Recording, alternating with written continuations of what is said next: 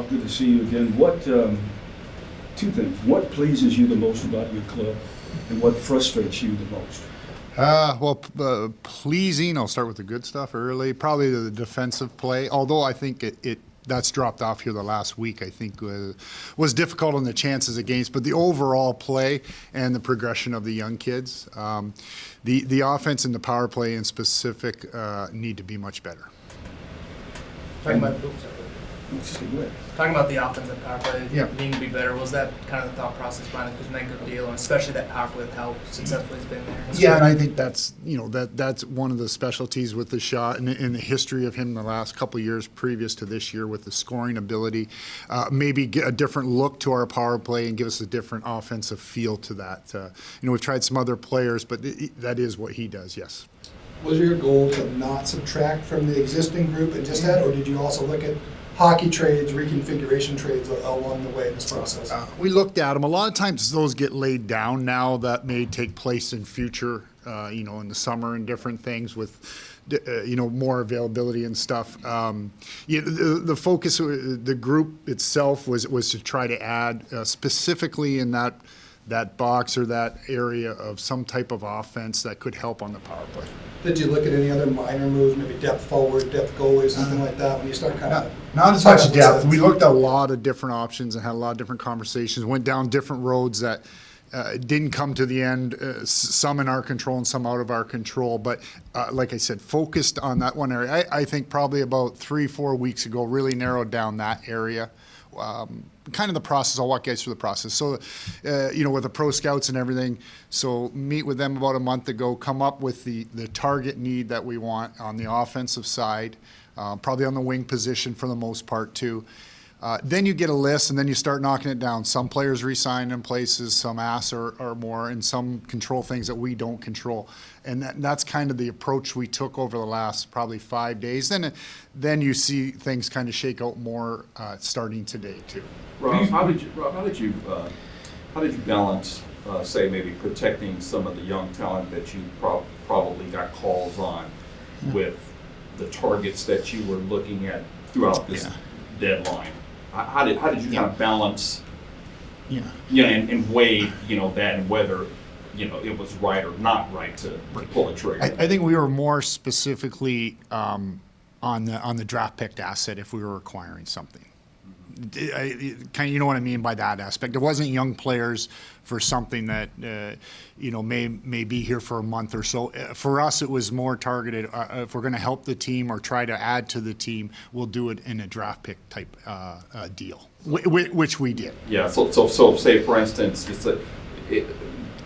you weren't, say, maybe looking to do something. If it's going to be a rental, you weren't going to Correct. deal with it. Yeah. Kind of following up on that, there's been a lot of obviously rumors and speculation surrounding Brian Clark's with the club. Yeah. What do you make of his season so far, his usage, and maybe his long-term outlook? With the club? Listen, the NHL's really hard. I think he got off to a real good start. The season gets long, the matchups get difficult. With Drew going out early, put a lot of emphasis on some of the young D playing a little ahead of where we had them.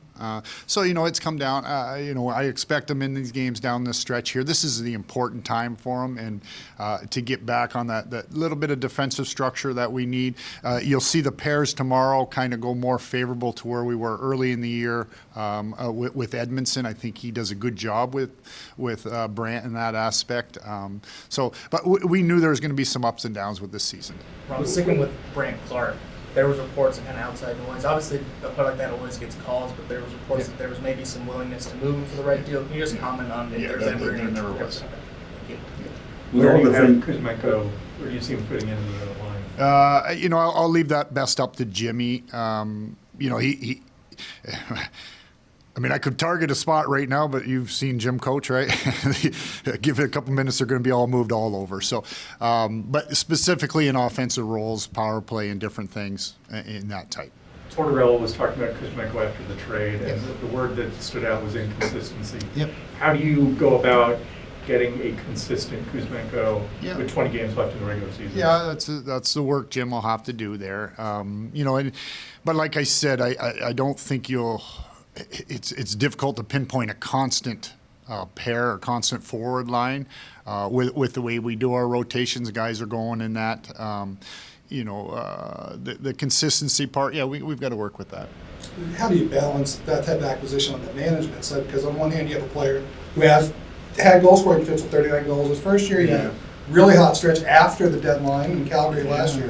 This is also his fourth team in 2 years. How do you balance kind of the risk and reward there? Well, that was the risk and reward on the cost and the acquisition cost, but the ability to score and in those situations, I'm specifically the offensive situations is where he would benefit with our team in that. Rob, with the high level of expectations that you had, what's your level of frustration not having met those expectations? Well, I'm not sure we're that far off of what those should have been, Jimmy. Like we've been up until last week a top 10 and winning percentage all year in the top 3 in our division. We have a tough road ahead of us here. Like I didn't like our games on the road the last 3. St. Louis gives us some good challenges in a game coming forward with a back-to-back with Vegas. So difficult here, but we know that's coming, a favorable schedule based off of our home records. But kind of where we thought we would be for the most part, just did not like our last week of play. There are reports out there that you guys have maybe offered Vladislav Gavrikov a long-term deal. Is there any? Yeah, we're in the midst of a negotiation with him. So he changed agents a week ago. There will be some time to play that out, but definitely that has been the plan all along on both sides, and confident that something will get done. There was a lot going on the last 3 or 4 days. We didn't feel, I think, right from day one that today was a pressure point in that aspect. So we'll continue those talks with him. I was wondering also if you could maybe clarify your contract status with the club. I believe this is yeah, same as I had at the beginning. We'll review it at the end of the year. I think I said that in Buffalo. This is your last year contract? As far as that's concerned, coming back to expectation, what's been communicated to you, from AG, from ownership, as far as any threshold or expectation, anything like that? No, Luke and I are on the same page there. We know we get in the playoffs and we gotta start winning. As far as Gavrikov, hopeful that it's something that with maybe some significant term? Yes. No, it will be. And as far as you've seen what the West has done, it's kind of become an arms race here. So what do you feel like the Kings stature is with that? And did you see where maybe some of the costs to get into that was a little too high for your comfort? Well, we have to balance those costs at all times. So I don't think that changes with what when we see other teams do different things. There's certain costs that come along with acquiring these top players. There's been discussions around the league about state income tax possibly having an effect on attracting players. How much, if at all, does that have on your guys' opportunity to bring in talent? I mean, you notice it for sure in different conversations you have with agents and that, more around free agency and things. But part of it we got to deal with. There's a lot of teams in our situation like that. I wonder foresee a mathematical calculation made to even out that in a cap situation where non-tax states are kind of equalized with tax states type of thing? Yeah, I know there's been discussion at GM meetings, obviously a CBA issue more than just a GM. Sometimes at our GM meetings you can institute a rule through that process. So that will be a CBA type issue, but it has been discussed at GM meetings. Off of their questions, actually, what have the Frank Petrano contract? Is that where? Exactly. Is that something that you maybe have looked at, in terms of further negotiations with certain players? Yes, we have. We've actually talked to players about those concepts, talked to the agents about those different concepts to see if that's a way to alleviate some of those issues. How helpful do you think, and how receptive might you see that aiding in terms of retaining and accumulating talent? I think it's player by player based off of kind of where they are in their career, possibly. I do think it is something you talk about, but we haven't had a lot of traction with it, no matter which case it has been. Rob, I know you said there hasn't been a conversation with AEG about a threshold or expectations, but for yourself in the front office, is there kind of a minimum goal, like Wood, for example, getting out of the first round? Yeah, no, that's where we. More than just getting out of the Nah. Well, we'll start with I'll start with that. We'll start with getting in the playoffs and getting out of the first round. Yes. And just back to Kuzmenko real quick. I know you mentioned risk and reward and the importance for defense with the team. The defensive side of the game hasn't really been his strong suit. Is there any concern about his fit there, or is that just part of that risk? Well, I think the understanding, we have a very defensive structured team in our zone. We have some players that fit the mold that may not always be that way too. So we balance that, but we're looking obviously for this player. What he can provide for a team is on the offensive side of things. Yes. You want to go back to the Four Nations a bit, because as a player yourself, you've played in big international tournaments, and we've seen now that you're a GM, we've seen players after that maybe have injuries that they've sustained. What's kind of your thought on maybe how international tournaments affect NHL teams and their players? Yeah, no, it's difficult when you do see the injuries. I think you probably look at it more as a management on our ownership that those possible. As a player, I don't think you pay attention to that. You want to be involved in, some of the best hockey we all watch. That was amazing hockey, and there is the risk of the injury, but what it does for the state of the game, I think, is so important. And believe me, players at the highest level want to play in that. Jim, after Wednesday's game, Jim talked about how good Quinn Byfield's playing. It feels like he's maybe on the precipice of breaking into that potential we know he has. Does that impact your guys' decision making, all knowing you have potentially a number one center, even cup champion type number one center there? I don't know if it changed anything at this deadline per se. What we liked is his progress to be able to do it more games this year than last year. Like, it's getting there. The defensive side, he's very accomplished at that. The work ethic and everything. The goal scoring can keep coming. We finally saw the nice one there last game. But just his overall minutes and impact on the lineup is better than it was last year, which is good for us. Off of that, Jim talked about having Q, Kobe, and Deneau as maybe three matchup centers, or at least three that can share. So how do you think that will aid you guys when it comes to, obviously you got to get in, but when it comes to matchups? Yeah, well, I think the progression of Quentin, like you talked about, there's some other guys too, younger players in that aspect. I think Turcotte being in the lineup for the most part this season, Laferriere's step. We feel the progress of those young guys have made us better there. Specifically, Quentin in that middle position, that does give. When you can list those centers, and then the other young player I'll talk about there would be Sammy Helenas in that too, if we're talking about centermen specifically. I think you'll see him in our lineup going down the stretch here, which would be very important when you get into matchups. Yeah, but like say for instance, if you were to go up against whether it's Jack Eichel or David or Draisaitl, that a sort of a team approach where they can share those matchup abilities that you have, that can be a strength for you. Can be a strength. Yes. No, yeah, for sure, but I do think the emergence of Quentin in that is greater than it was last year, and down through like I said, when I talk about these young players, Sam Helenas is an important player. There's some cap reasons why he didn't play probably the last 2 weeks, trying to negotiate some things there, and you saw him back in the lineup here, and you probably see him again here right after. Rob, you mentioned the last week's been a little sloppy for this team, but also, like you said, you guys were a top 10 win percentage team. Before that, is it important not to let recency bias kind of overshadow anything that's happened throughout the season? Heading into a deadline, maybe don't make any panic moves. Oh, for sure in the deadline. Listen, we know there's a 50-game statute that we were looking at compared to 3 or 4, but we don't have time to rest on that. Like I said, we got St. Louis tomorrow and in Vegas. We're right back into it. But and like I said, the level of frustration I think with Jim and I on our play was more on the defensive end, and some of the mistakes that we weren't seeing in those 50 games that we need to get back to. You used your number 3 goalie in the last couple of years, Copper and Rittich. Who would you guys consider? Yeah, hopefully it doesn't come to this, but just to be, who would you guys consider in that role now? Would it be Portillo or? Well, he's out with that injury for a few more weeks. So if it had to go today, it's Copley, right? So. But the plan was to get Portillo some games this year. We got him one early there. Unfortunately, he was set back with an injury here a few weeks ago that is a little bit longer by the end of it than being able to say we could bring him in right now to play a game. You know what I mean? Sorry, I should have clarified that in my question. I meant more so for the postseason when you guys go to the playoff. Well, depending on the rule, like the rules, if Ontario's playing. The third goalie will more likely be like an extra goalie because of the different rules. I don't think you would put Portillo in there. We'd rather have him playing games with Phoenix. So, the rules are different in the playoffs where you can carry a third, like on an emergency basis per se.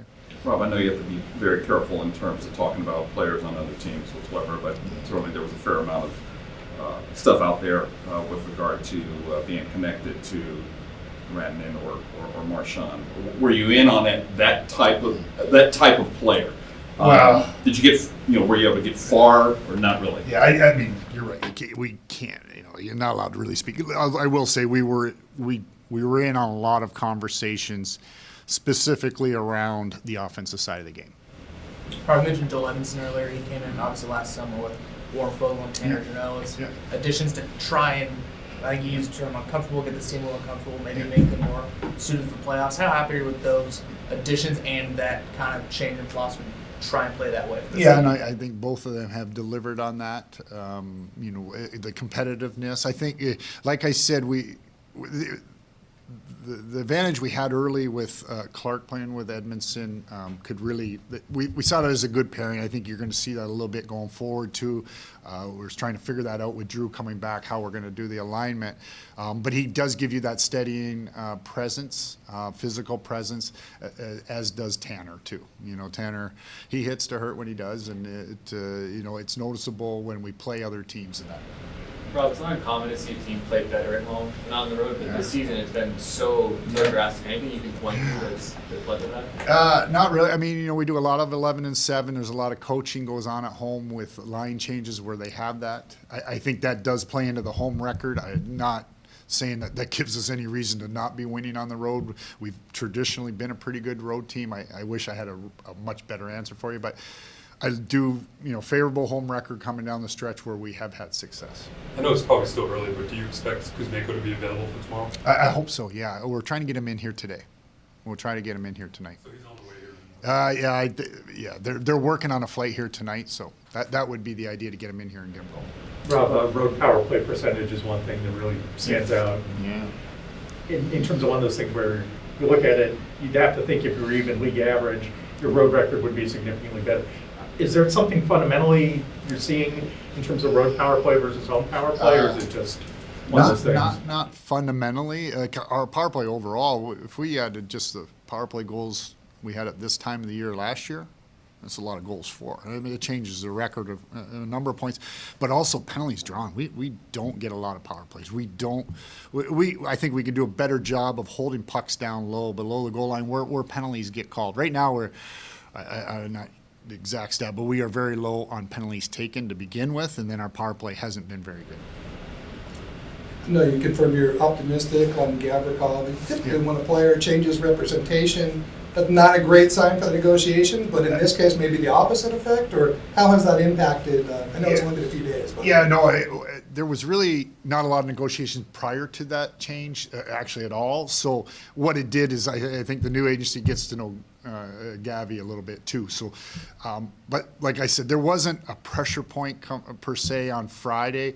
That was communicated to Gavi early in the year. Both of us on the same page that we'll work. We want to work together to get something done. If you do lock up another defenseman long term, it seems like kind of the top four there is set. There's a lot of speculation about Jordan Spence, and he's maybe in a similar spot to guys like Sean Jersey and Sean Walker in the past, where they maybe run out of space. I mean, what's the long term plan with Jordan? Do you expect him to be here long term, or is there other? And he's got another year on his contract. And listen, I don't think we could ever go into a season saying we have 60 and we're going to be okay on 60, right? We're 7, 8 this year, early into that situation, carrying 8 for the most part. Had 9 when Caleb was up here at times. So, depth on D is important. I got a real quick one. Hi, Rob. So Kuzmenko comes in tonight. What can you take us through? Do you grab a bite? I mean, there's no skate tomorrow, and he's just going to show up and play. Got to get the puck on a power play. Say, go score. Here you go. No, listen, Patty. Tomorrow will be. I know what will happen. They overwhelm me with systems tomorrow morning. The player, and I've been in this situation. You get traded. You listen for about 30 seconds. Then you go out and hopefully your instincts take over.